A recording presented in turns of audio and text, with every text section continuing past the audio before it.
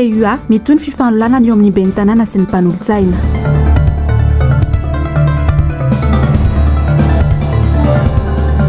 Fananantany eto Madagasikara isan'ny sehatra mbola anjakany kolikoly.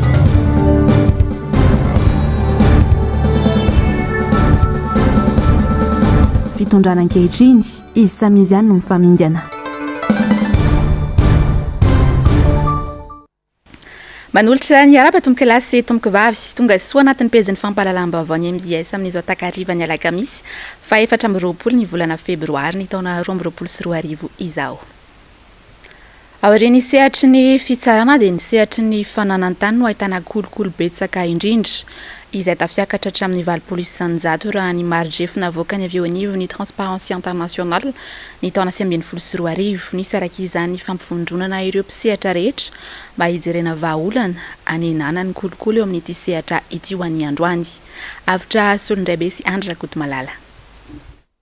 Fototra isan'ny atombohan'ny kolikoly amin'ny ankapobeny ny tsy fahampian'ny vaovao amin'ny sehatra iray. Isan'ireo sehatra tena anjakan'ny kolikoly ny sehatry ny fananantany. I Madagasikara manokana izao tsy mbola manana marjefo mazava sy azo antoka mikasika ny kolikoly eo amin'ny sehatry ny fananantany fa amin'ny alalan'ny fitaraina nataon'ireo olona no entina andrefesana izany. Mbola tsy manana marjefo isika ao anatin'izay fa fitarainan'ny olona zany no ahafantarana raha komparena zany ilay izy hoe misy ny secteur santé, misy ny secteur foncier sy ny sisa dia eo amin'ny resaka justice foncier zany tena avondrindra. Ny an'ny marjefo ananantsika amin'izao fotoana izao dia ny ataoko hoe ireo apetraka ilay Global Corruption Barometer navoakan'ny Transparency International tamin'ny 2019 régional izy io any aty Afrika dia io zany namoaka an'izay hoe any amin'ny 900 any zany no ataoko hoe tahan'ny kolikoly ao anatin'ny sehatry ny foncier. Ny tsy fahampian'ny fampahafantarana ny olom-pirenena mikasika ny zo momba ny fananantany dia mitarika amin'ny fanararaotana ka mahatonga ny fanodikodinana sy ny fanambakana olona iray izay mitarika amin'ny fampiasam-bola amin'ny tsaradrariny. Kanefa mbola olana goavana ny tsy farisian'ny olona mitoroka noho ny tsindro maro samihafa mahazo azy. Manomboka tonga saina ny olona hoe ilaina mihitsy ilay mitoroka satria tsy afaka miaritra fotsiny rehefa misy zavatra tsy rariny manjoanao. Fa ny hitanay hoe mbola manahirana ny olona ilay tahotra zany hoe raha mitoroka sao dia izany indray midoboka any am-ponja. Hitantsika ihany mantsy ny fandehan'ny zavatra eto amintsika fa izay misintona lakilosy ihany no mahazo problema avy eo. Dia izay ilay tahotra izay zany hitako hoe mbola mampatahotra ny olona dia matahotra koa rehefa ohatra hoe mifanandrina amina olona manam-bola na mahafantatra mpanao politika na ohatran'izay any foana ilay olana zany dia lasa hoe le manana ny rariny indray no mangina ao anatin'ilay izay zavatra izay mihitsy zany mila hoe alao avadika ny rasa fa tsy mety zany. Ndreny izao vao nisy hitantsika koa ny afera mandeha amin'izao hoe hoarodana ny trano ny sasany sy ny sisa.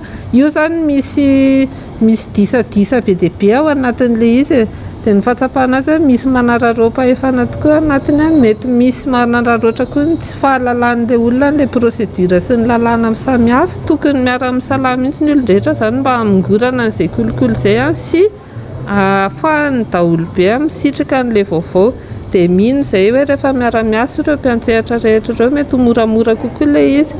Noho izany indrindra namorina ireo mpisehatra maro eo amin'io sehatra io. Hitadiavana ny paikady entina nafoanana ny kolikoly ao anatin'ny sehatry ny fananantany. Mariana fa efa andian'ny faharoa ity hetsika ity. Efa misy ihany koa ny kazaka na ivitoerana fanampiana ara-pitsarana sy hetsika ataon'ny olom-pirenena ao Antananarivo sy Toliara. Ka ao anatin'ny vinan'izy ireo ny anisy izany ao anatin'ny faritra efatra ho fanohanana arakevitra ireo nahita na niaran'ny kolikoly amin'ny sehatry ny fananantany. Nandravarava ry namela takatra goavana tamin'ny faritra maro nandalovan'ny ilay rivodoza Eminaty. Maro tamin'ny toerana tsy mbola tafarina vokatry ny rivodoza Batsiray farany teo no potika sy rava amin'ny ampahana manontolo. Maro ny fahasimbanana terany, tsy vitsy ihany koa ny trabona vokatra izany. Ando miaradiana, Tokotry Marla. Namela takatra goavana tamin'ireo faritra sy toerana nandalovan'ny ilay rivodoza Eminaty. Maro tamin'ireo tanàna tsy mbola tafarina vokatry ny rivodoza Batsiray farany teo no mbola nitondra faisana indray tamin'ny tsindry mitoraka ity. Rava sy potiky ny rivodozan'ny fanesy, ny trano fonenan'ny mponina, fototra-avitrasa maro toy ny sekoly ihany koa simba, toy ny toeram-pitsabona, fonja, fiangonana sy ny sisa nanjavina tao anatin'ny indray mpimaso ary simba ny fambolena ny entana sy ny kojakoja ao an-tokantrano samihafa tao amin'ny komina Ambakobe distrika ny Nosy faritra Vatovavy traboina manontolo ny mponina ny antoerana raha ny vaovao izy ireo izay mitoka mona tanteraka ihany koa satria mbola tsy azo ny fiarakodia alehatra eto any antoerana ao anatin'ireo faritra traboina ihany koa mitonga atsimo divitry ny rano tanteraka ny tanàna vokatry ny amafy ny fitsokony rivotra sy ny orany kijany sesy tao anaty ny roa andro olona maro no efa nafindra toerana satria dia tsy azo aloha fanaintsony ny trano tao atsimo atsinanana maro ireo fahasimbana toy ny tao farafangana olona roa maty ny anjaran'ny trano raha ny tatitra avy any antoerana simba amin'ny ampahany betsaka ny tanàna ny farafangana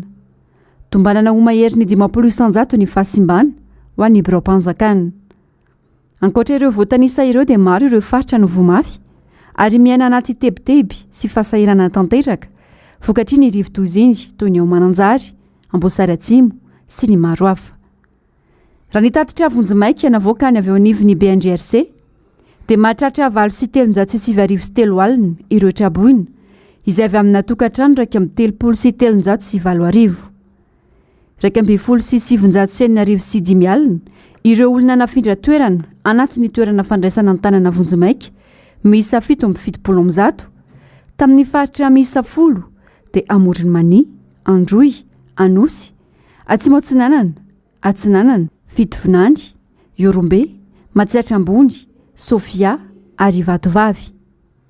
Lalam-pirenena maro no simba sy tapaka tanteraka. Isan'izany ny lalam-pirenena 7 eo anelanelan'ny Iosy sy Toliara ao amin'ny faritra Yorombe. Ao amin'ny faritra Anosy, tapaka ny lalam-pirenena 17 PK 114 plus 800 eo Betroka sy ny PK 441 plus 600 Radiabevilany Ambovimbe Tolanaro.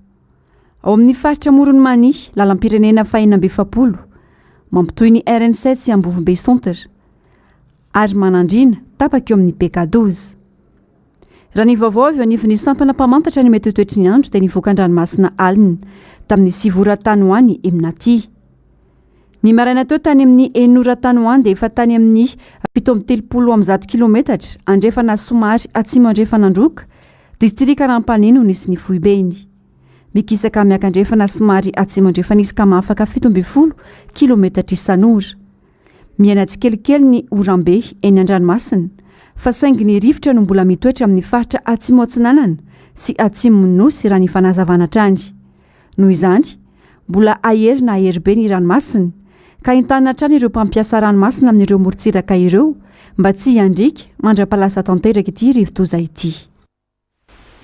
Mirongatra ny tsy fandriam-pahalemana any amin'ny faritra Yorombe iny tsy ny alatromby na ny vakitrano ihany no miseho any an-toerana fa efa misy ihany koa ny trangana fankanan-keriny zazavavy vary irairay na bobo indray no niaran'izany tany amin'ny fokontany Azoro komina Mahasoa distrika ny Yorombe ny fiandohany herinandro teo nalain'ireo olon-dratsy ankeriny ilay zazavavy ka nentin'ny tsoka izay mbola tsy tafaverina mandraka androany eo andalam-pikarohana ny zaza ny fianakaviany ankehitriny saingy mbola tsy hita popoka izy. Manao antsoava amin'ny tompon'andraikitra isan'ambaratongany ny mponina any amin'ny distrika ny Yorombe mba hijery vahaolana amin'ny resaka tsy fandriam-pahalemana tsy mbola fantatra ny mikasika ireo tompon'antoka amin'ity raharaha ity. Eo amin'ny pejin'ny kolotsaina dia tsy afampisaraka amin'ny fampandrosoana ny firenena izay kolotsaina izay antoka mampandroso ny firenena maro maneran-tany ny fanajana ny kolotsaina ka antony anaovan'ny akademisiana antsony amin'ny tokony hanomezan-danja izany eto Madagasikara. Avitra Solondraibe sy Andra Kotomalala. Isan'ny fitondrana nanome lanja ny tendreny ny fitondran'ny Filomary Karavalomanana tamin'ny alalan'ny fanapariana boky maimaim-pona amin'ny fiteny malagasy nanerana Nosy. Amin'izao fotoana nefa toa mihamaivan-danja sy heverina ho zava-poana ny fanomezan-danja ny teny malagasy. Efa tamin'ny taona 2014 no nandray fanapahan-kevitra amin'ny fanjakana zany tamin'ny fotoana izay mitondrany izany fanjakana zany hoe tsisy afa-tsy ny tendreny na mpandrosoana ny firenena. Dia nisy boky be dia be no natao tamin'ny fanjakana zany anisan'izany ireo libraire sy mpanota boky nizaraina maimaim-pona eran'ny Madagasikara ataontsika hoe ny akademia malagasy zany a efa ely efa folo taona zay a mahery a no hoe nanao mifamolavolanan ny lalàna momba politika pirenena momba ny teny zay efa naroso ohatra amin'izay a ary tamin'ny andro nitondran'ny filopirenena Ery-Rajoanary Mampianina zany dia efa naroso teny amin'ny akademia malagasy izy io ary niraisiny an-tanana ho avadika lalàna eny amin'ny antenimieram-pirenena fa hatramin'izao zao mbola misy somary ohatrany hoe tsy fantatra inona ny antony fa rehefa raikitra kosa zay hoe politika pirenena momba ny teny zay a dia azo lazaina fa mivelatra momba ny hoe teny malagasy a ary azo lazaina fa mivalopolo isan-jato amin'ny mponina malagasy era Madagasikara dia afaka mandray anjara amin'ny fampandrosoana izao firenena. Tsy afa-misaraka amin'izany ny kolotsaina izay zava-dehibe mampiavaka ny firenena iray ankoatran'ny fiteniny. Misy fiatraikany amin'ny toetry ny fiarahamonina misy amin'izao fotoana ny tsy fanajana ny kolotsaina intsony. Maro ny zavatra mitranga satria vao hitsakitsaka tanteraka ity asina mahamalagasy ity. Fotsiny hoe maninona no velorano farany amin'ny filopirenena ny kolotsaina satria zany hoe tsy zava-dehibe ve zany le izy fa za tia merina hoe voalaram-pahamehana mihitsy ny kolotsaina satria io ngeny maizy atsika fomba fiteny fotsiny zany hoe ampirenena sy fitiava-tanindrazana zany raha tsy ny kolotsaina ny zava-dehibe ka mampalahelo ihany mieritreritra fa lasa ohatra ny dingedingenakady ny kolotsaina ka sady iva mivasoka fa tokony asandratra ho tahaka ny asana bato metendroka sady avy mandana zokolako dama ohatra zany mitarika mahaleo eo dia teny mihitsy izy ndray mandeha hoe ny kolotsaina no azo mandamosina ny firenena ka rehefa tsy misy azo mandamosina ny firenena dia teraka daholo zao asa ratsy rehetra zao a ny adila ny fanololanan-jaza tsy mifampatokontsony ny fiarahamonina fa rehefa ny kolotsaina natao hoe tokony hoe zava-dehibe voalohany ny taona zany zay sy mampatsiahy mpitondra fanjakana hoe mba atao voalaram-pahamehana ny kolotsaina satria io ny zava-dehibe eto amin'ny tany sy ny fanjakana azahoana mandroso sy mampandroso ny tany sy ny fanjakana sy mampivoatra ny fiainan'ny mpiarabelona. Mbola misy maro amin'ireo ivitoerana no miezaka manome asina ny tenireny sy ny kolotsaina. Taorian'ny andro iraisam-pirenena ny tenireny ny 1 Febroary lasa teo izay nandraisana ny loha hevitra hoe ny tenireniko dia arenako ka lalaiko sy asandratro. Tsy azo atao ny miray latabatra amin'ny finday eo am-pisakafoanana. Tsy azo atao indrindra koa ny miray lamba na miara-mandry amin'ny finday any am-pandriana. Mafy tamin'ny mengoto zany tamin'ny voalohany.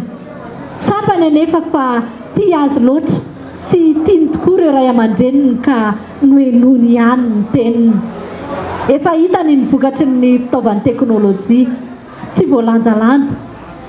Farafaratsiny efa naseho azy ny lalaka afaran'ny ny fitonanam-poana. Azo laniana foana amin'ny tsy misy dikany ny fotoana kanefa azo laniana tsara ny zava-pandrosoana ihany koa. Nanao valan-dresaka ho an'ny mpanao gazety androany ny Sampanadory Kasifoibe FJKM niompana indrindra mikasika ny fankalazana ny andro ny vehivavy ny fahavalo ny volana mars izao izay valan-dresaka izay tetsy Ambohida. Sary sy rindran-tsary ny Tahiriny Aina. Ny Sampanadory Kas dia sampana iray ao anatin'ny FJKM izay miankina amin'ny departementan'ny fiangonana. Anisan'ny asa atao ny fitoriana ny filazantary. Asan'ny faharoa kosa dia ny mitaiza sy manabe ny vehivavy.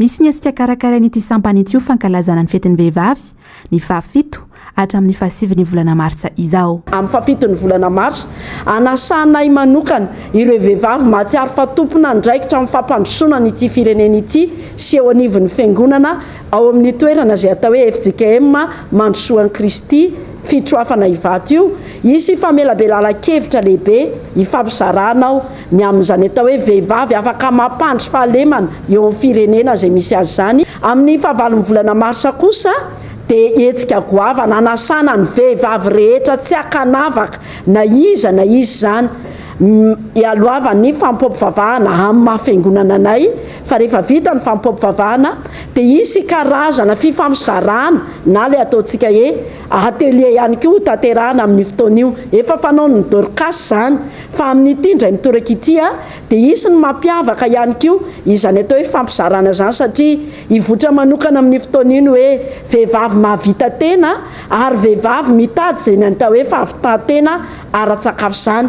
Loha hevitra amin'ity taona ity ny hoe vehivavy mitondra fandriampahalemana, vehivavy mampiavana. Pejy ny fanatanjahantena dia ny 4 hatramin'ny 1 ny volana septambra izao no anatanterahina ny lalao fiadina ny ho tompon-daka ny Madagasikara eo amin'ny taranja handball lalaovina eny amin'ny torapasika izay atao any Toamasina. andray anjara amin'ity fifaninanana ity avokoa ny sokajy taona rehetra manomboka amin'ny ankizy ka hatramin'ny zokiny. Anomboana ny fiadina ny tompon-dakampirenena amin'ity taom-pilalaovana ity kosa nefa ny fiadina ny Coupe des As sy ny Open de Madagascar ary ny tompon-dakan'ny sokajy kade lahy sy vavy izay samy ho tanterahany eto Antananarivo avokoa ny volana jona ho avy izao. Amarana ny taom-pilalaovana ny tompon-daka senior anotoly ary amin'ny 17 ny volana septambra ka hatramin'ny 9 ny volana oktobra 2022. Maresaka iraisam-pirenena dia miarasy ny toetra raha Ukraine amin'izao fotoana izao. Nodaroan'ny Russie bomby ity firenena ity alina mandramarainy andro. Maro ireo efa tsy faly ary manameloka ity fihetsika nataon'ny Russie ity.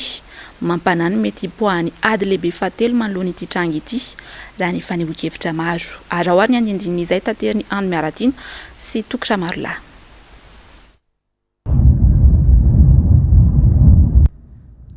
Tsy latsaky ny 5 ny fipoahana tao avotanana tao Kiev, renivohitry Ukraine androany maraina. Nodarioan'ny Russie bomby Ukraine. Toerana stratejika maromaro no vonandritra ity fipoahana ity, toy ny serana tsambo, tobiny tafika nabakabaka Ukrainianina, serana mpiara-manidina sy ny maro hafa. Efa nolazain'i Vladimir Poutine alina tamin'ny fahitalavitra Rosianina, fa nafika ireo tsy manaiky ireo mpizaka teny na separatista izy. Efa tazana metitra ny sisy tany manasaraka ny Ukraine sy Belarusie koa ireo fiara mifono Rosianina. Amaivay ny toetra rany Eropa taorian'ny fanafian'ny Rusia any Ukraine ity. Ny tanjozotra ny vahoaka ny Ukraine mitady toeram-pialofana. Ao ny misitaka mamonja ny Polonina sy amin'ireo sisy tany, miaradia amin'ny tandrefana. Ao ihany koa ireo mamonjy toeram-ponenana azo antoka, manakaiky ny toby miaramila ho fiarovan-tena. Maro tamin'ireo tompon'andraikitra ara-politika sy ny mpanara-baovao no miantso ny governemantany mba ampiasa hery, ampitsarana ny ady sy atrehana ny Rosia. Nisy ny fifampiresahan'ny mpitondra tandrefana tamin'ny alalan'ny visioconférence androany. Izany fivoriana izany rahateo, ialohan'ny fivoriana tsara-potoana ny NATO izay ho tondrosaina ao Bruxelles androany alina. Nanamafy ny chancelier allemagne Olaf Scholz fa manitsakitsaka tanteraka ny lalàna iraisam-pirenena izao ataon'ny Rosia izao. Ary nanameloka ny fihetsika tsy mendrika nataon'ny filoha Vladimir Poutine ity. Naneho ny firaisan-kina tanteraka amin'ny Ukraine amin'izao zava-manjo azy izao ny chancelier allemagne. Nahitsany koa ny teny Boris Johnson, Prime Ministra Britannique, fa nifidy lalana ny fandatsahan-dra sy fandringanana ny filoha Rosianina tamin'ny fanafiana izay tsy misy antony nataony ity. Ny Britannika sy ny mpiaradia amaly azy amin'ny fomba entitra, hoy Boris Johnson. Manameloka mafy ny fanafiana tsy ampieverana nataon'ny Rosia any Ukraine izahay. Amin'izao vanim-potoana izao, mitodika any amin'ny vahoaka ny Ukraine, indrindra ireo zava-mambehivavy tsy manantsiny, lehilahy ary ankizy izay miatrika ity fanafiana tsy misy antony ity izy ireo. Ibaby ny ataon'ny Vladimir Poutine amin'izao fihetsiny tsy ampieverana izao, hoy Ursula von der Leyen, filohan'ny vomera européenne. Raha ny vaovao hatramin'ny fotoana nanoratana dia fantatra fa 20 ireo maty tao amin'ny faritra Odessa atsimon'ny Ukraine ary ampolony tsy tapopoka. Betsaka ireo olo-pirenena maneran'izao tontolo izao no manay ny poan'ny ady lehibe fahatelo satria mety hisy ny fifandonany eo amin'ny miaramila tandrefana sy ny miaramila Rosianina manoloana ity tranga ity.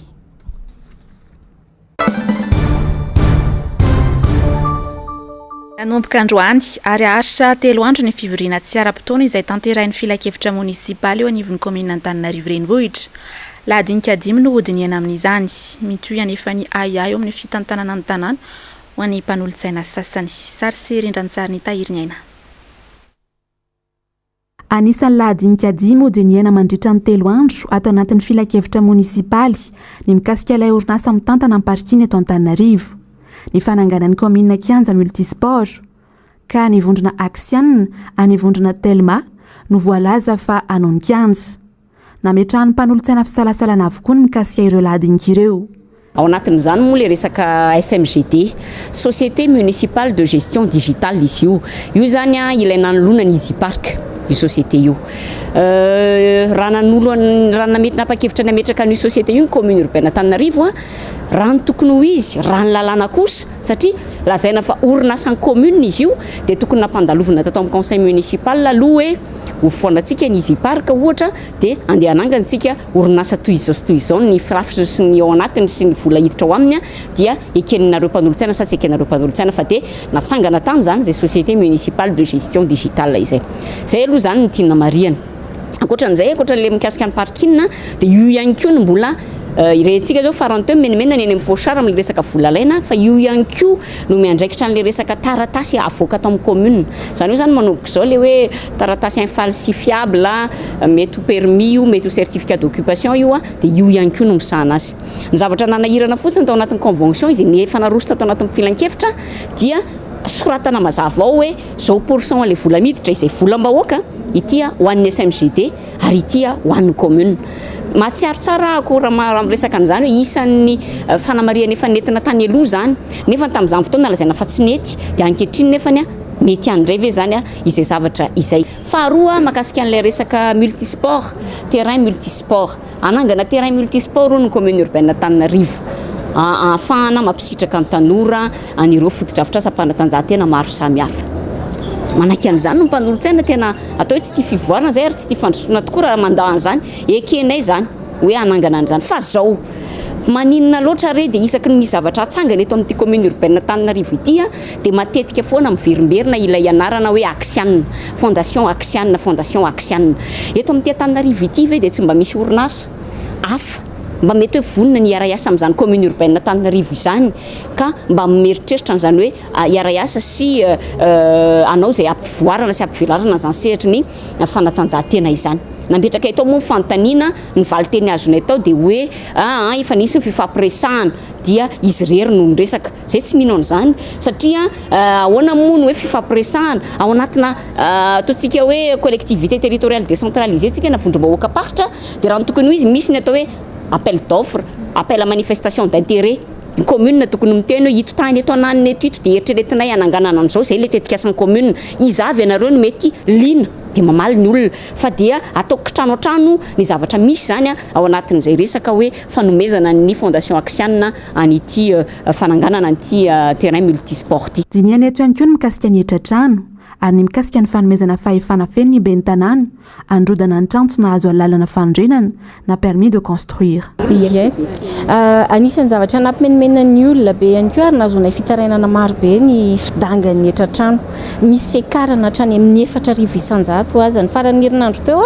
dia nahazo fanamariana avy any amponina ny amin'ny soavy masoandro iny hoe 10 tapitrisa franc farantsa moa zany 50 millions de francs na 10 millions d'ariary no asaina alohany zay tena mampanontantena ny olona hoe aiza no ahitana an'izany tranon'olon-tsotra zany tsy trano miofa fa dia zany ny zavatra takina mampimenimena ny olona io zavatra io zay anisany efa resahana foana ihany koa ka anisany hodinianao anatin'izany zany resaka etra aloha amin'ny trano io na le antsoina hoe IFPB ladinika anankiray izay tena ngeza be ihany koa ary anisany tokony eritreretina dia ny hoe fanomezam-pahefana mangataka fanomezam-pahefana ny ben'ny tanàna ahafahana mandrodana andreo fanorenana tsy nazona lalana na ny tsy ara-dalàna tsy manara-dalàna construction illicite dia eo zany no masika foana izay miteny hoe aleo tsy lalaovana ny anatin'le terminologie le vao mbola nampiasaina satria vakinao ry amin'ny note de présentation dia izay hoe fandravana andreo trano izay hita fa miorina eny ambony kanala ohatra raha tsika manaiky ange zany fa miakatra be ny rano eto Antananarivo dia mpanolo-tsaina ratsy fanamana ahoana moa no anakana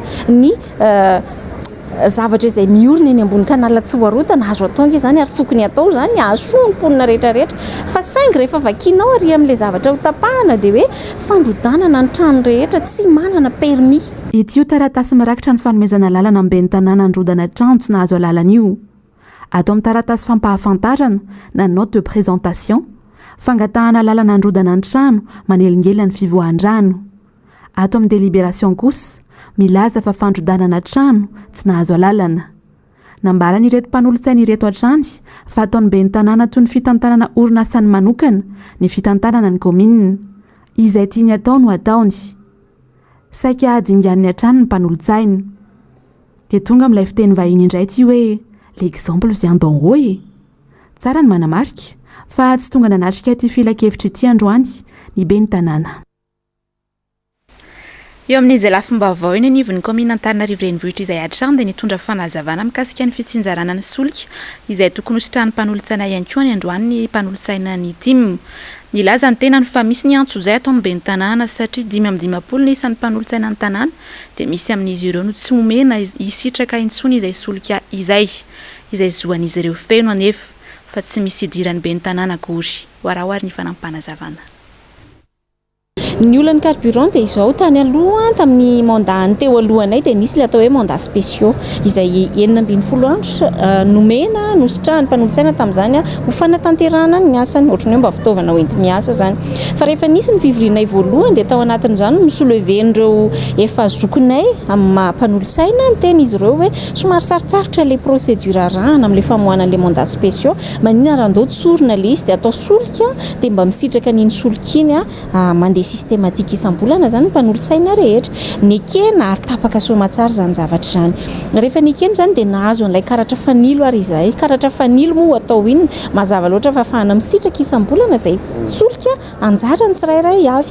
Niodina tsara teny tokoa le izy volana maromaro nandeha volana teo eo angambany tsy nisy olana miara tonga daholo ny solika anay 5 mianadahy. Nanomboka nisy ny disadisa nanomboka nisy ireny fikasana fanesorana anay izay fitoriana nalefa teny amin'ny tribunal administratif ireny dia nanomboka fantatray fa misy ampahany mahazo misy tsy mahazo. Ny tompo teny fantatra moa hoe izavy manahirana fa farafakeliny aloha le olona folony toriana sy nangatana ny fanesorana azy farafakeliny no iazany hoe mety misy akoatr'izay dia tao anatiny ilay tsy nahazo solika dia gaga zahay naharehan'le izy. Noho ny nandeha nyresaka tety aoriana fa tsy hipetraka amin'izao zahay fa hametraka fitoriana vokatr'izany fitantanana tsy mangarara zany satria voasoratra tao anaty teti-bola somatsara izany resaka solika izany araky naveriko teo hoe tsy orinasa manokany ben'ny tanàna akory fa tanàn'Antananarivo ny tantaniny eto. Ka rehefa ny ao hoe handeha ny fitoriana dia navoaka ny solika tamin'ny alarobieriny teo exactement. Navoaka ny solika 5 ny isanay mpanolontsaina fa 2 ihany no nisitraka izany solika izany.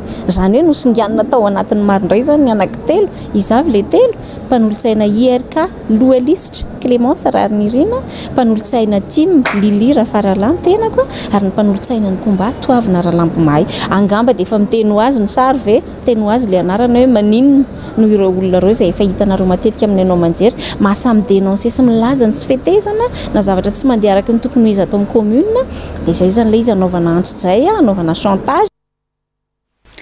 Nanao ampamoaka tao amin'ny compte Facebook ny androany Mahelanto Manandafy mpamakafaka politika mahakasika ny raharaham-pirenena ny ambadiky ny fanesorana ministra nisy teto nisy indrindra ny resaka ny fanaovana tamin'ny mahakasika izay sary sy rindran'ny sary ny tahirinena. Ity ny publication navoakany Mahelanto Manandafy maraina io. Nilaza izy fa tetika efa nomanina avokoa ny zava-miseho tamin'ny firenena amin'izao. Na ny fanenjehana azy taoriany publication izay nataony tato amin'ny kaontiny mikasika ilay tetezana tapaka tany Moramanga. Ny fametraha-pialan'ny ministra Imbikerlaza, ny raharaha ministeran'ny fahasalamana sy ny ministeran'ny fampianarana, ny olana ara-pitany tanàna rehetra, ny tsy fivoahan'ny vola. Ny prime ministre avokoa izy no ambadika ireny. Ny antony zany zavatra anankiray ny zavatra teneniko anareo. Izy no afaka mamoaka n'iny information iny hoe 1881 milliards d'ariary no volana hodikodiny tao anatina ministera valo. L'anankitelo eto Madagasikara afaka mamoaka an'izay. Prime ministre, PRM, président, dia ministre ny finance. Zay no lazaniko hoe izy no namoaka an'io zavatra io. Prime ministre Ratsay Christian efa nisakanany io fa izy no namoaka an'io. Nareo efa nahita hatramin'izay hoe vola be ohatran'izany dia ny ao anaty fanjakana no manome en Cour des comptes hoe iny ny vola reto fa dia reto avy ny vola nangalarinay. Nambarany Mahelanto Manandafy ihany koa moa fa ny ampitokamonana ny filoha no tanjona ny amotehana azy dia mipetraka izany ny fanontaniana fa inona izany ny toeran'ilay filoha fa izy izany no mitondra eto. Miray tsy kombakomba amina zavatra toy izany ihany koa any filoha izany e. Tsy tokony ho fantany avokoa ve ny zava-miseho rehetra eo ambany fitantanany. Hoe zana ao atao marionnette le président ao anatin'io zavatra io zany io nge efa mahalala daholo na prime ministre Ratsay na président na tsy mahalala hoe efa romotra ny vahoaka efa akaiky hipoaka ny sarim-bolana. dia ny calcul ao anatin'io rehefa hoe ipoka io sarymbolany io a dia tsy izy fo fa afendrany ary daholo ary zay mihitsy ny mahatonga azy vomaika ara manafaingana an'la zavatra avoaka ny daholo ty zavatra tokony secret d'etat rehetra izy ity. Ny ao anaty fitondrana ity mifamingana samy manao izay danny kibony.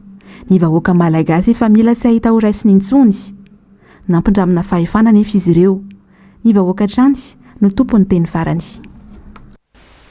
Ny atrika fanadiadina teny anivon'ny polisy misahana ny eloka behivavy ao Fianaratsoa ny tanora Tia-Marie Journal Fianaratsoa ny androany fa ny hoki-hevitra tamina tambazotra tserasera moa no antony fampiantsoana. Bagisandrianantsy MDS Fianaratsoa. Tonga niatrika ny fakanambavany tamin'ny fiantsoana azy Ramatoa Lydia Rasoa ary Malala izay mpikambana eo anivon'ny tanora Tim. Raha tsy ivony dia fanehoan-kevitra teo anivon'ny tambazotra tserasera Facebook no antony fiantsoana azy. Ny loharany baovao nahafantarana fa manambonahitra jeneraly iray no mitazona azy ao anatin'izao raharaha zao izay fitazomana vokatry ny fanehoan-kevitra nataony. Fantatra tsara io olona io ary misy farany ny zavadrehetra. Zany ny fanehoan-kevitra nataony ka nahatonga an'izany fiantsoana azy sy fakanambavany azy zany. Fanehoan-kevitra tsotra toy ny olon-drehetra mampiasa ny tambazotra tserasera ary manaja ny fahendrena ihany koa satria tsy nisy fiantsinana teny ratsy tao anatin'izany. Ny antony antsoina namo dia resaka commentaire tsotra tao amin'ny Facebook any Paul Gabriel. Ny commentaire tamin'izay dia hoe fantatro tsara io olona resahanao io dia mbola nisy toyany hoe misy farany ny zavadrehetra. Ny vesatra nanenjehana dia hoe ohatrany hoe complice tao anatin'ilay olona nanao commentaire hoe misy hoe resaka fitsaram-bahoaka ony maro ny zavatra natrehany teto. Voatonga izy dia nisy ny tabataba sy ny fandrahonana maro isan-karazany ary nampisy resabe teto ihany koa ny famoahany Ramatoa Lydia ny fiantsoana azy na ny convocation izay azo manokana. Mitantara ny zavatra ny aina ny fony izy tonga teto Ambrao Ramatoa Lydia. Saikasepitra tena saikasepitra satria tonga dia olombe tonga dia samy teny izay tiany tenenina teo na ny metsiny tena ny teneny aloha zany dia hoe inona ho ny antony publieko an'ilay convocation any amin'ny Facebook sa te hiady amin'ny fanjakana hony Fa eto dia mbola mahagaga ny sainy maro indrindra fa ireo mpanara-baovao sy mpanaraka akaiky ny raharaham-pirenena ny antony izany fiantsoana natao azy zany vokatry ny fanehoan-kevitra tsotra izay nataony teo amin'ny tambazotra tserasera. Fa fanjakana sa fanjakazakana ny misy eto. Tahaka ny mahazatra dia loha-hevitra maro no velabelana ao anatin'ny fandaharana amin'ny ara-manonja. Ho an'ny androany dia anisan'ny bantoerana ny resaka mahakasika ny skandala ataon'ny fitondram-panjakana sy ny mikasika ny fikaonan-doham-pirenena izay tokony irosona mialoana anatanterahana ny fifidianana. Mamintina amintsika ny mahakasika izay ary miary Raronombana sy Mathieu Princy. Raha mbola tsy vita ny raharaha mahakasika ilay solombavambahoaka IRD Andry Ratsivahiny mikasika ny fanaovana tsinontsinona ilay mpampianatra EPS ny zanany. Efa nipotra sahady indray ny olana manaraka izay novoleniny eo anivon'ny fitondram-panjakana ihany izay mahakasika talia iray eo anivon'ny BNGRC miandraikitra ny serasera ny rivo-doza ao amin'ny radio sy ny fahitalavim-pirenena. Ity farany izay norarana tsy hanao io asany io intsony satria nolazaina fa mitrerona ary sarotra raisina ny zavatra lazainy. Na intsiny teo anivon'ny fandarana miara-manonja androany raha nilaza fa fanjakana tsy leo olana ary manao tsinontsinona ny voaka malagasy ity fitondrana rajoelina ity. Raha fotoana tokony olany makany amin'ny tena fitantanana amin'ny firenena araka ny tokony ho izy dia lany andro io isika ary ny tena mamoaka ny skandala sy mahatonga azo ho resahana be aza indraindray dia avy amin'ny ekipa eo amin'ny fitondram-panjakana ihany. Zay ve le ataontsika hoe diversion na fanodinana ny fomba fijeren'ny olona tsy irona be loatra ny amin'ny zahatra anankiray izay hitantsika fa tokony hiantefan'ny resaka manapirofo ihany koa zany ny fitsingila ilany ny fitondram-panjakana satria tsy mpikambana amin'ny gouvernemanta ihany ange no atao hoe mila maro toerana fa ireny ratsa mangaika isan-karazany ireny ary raha ohatra ka mpanendry azy no mametraka an'izay tsy fahamarina toerana zay rehefa manatanteraka ny asany ilay tompon'andraikitra anankiray dia efa midika zany fa ilay fitondram-panjakana mihitsy ilay tompon'andraikitra ilay mpanendry mihitsy no efa mametraka ilay endrika tsy fahamarina toeran'ny fitondram-panjakana aiza no andeha ny raharaham-pirenena fa lasa ady anatin'ny samy tompona andraikitra azy vahoaka no lasa atao sorona ao anatin'ilay izy. Mbola no amafisin'ny filohan'ny Union de base pour la révolution de Madagascar na ny UBPM vahiny fandarana miaro manonja androany ihany koa fa vahaolana tokana hialana amin'ny olana sedren'ny firenena ny fanaovana ny fikaonan-doham-pirenena. Ity fikambanana ity ihany koa izay nilaza fa tsy manaiky ny firafitry ny seni amin'izao fotoana izao. Tsy ekenay io endrika seni misy amin'izao io satria sadasada mpikarakara mpifidianana io aminay tsy mahavaolana zany satria ny tena olana misy fototra teto mahatonga le hoe andao ataony concertation dia taoriana fifidianana feno osika.